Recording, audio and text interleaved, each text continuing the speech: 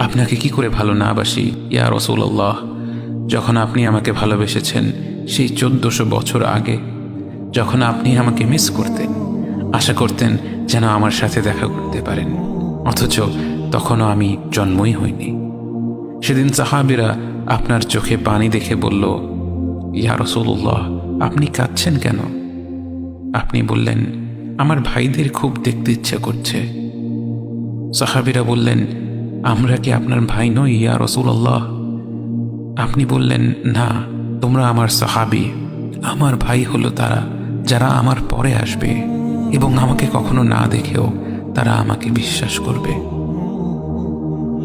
মৃত্যুশয্যায় শুয়ে আপনার অন্তরে এই চিন্তা ছিল যে আমাদের পরিণতি কি হবে। উম্মতি উম্মতি বলতে বলতে আপনি আপনার রবের নিকট ফিরে গিয়েছেন।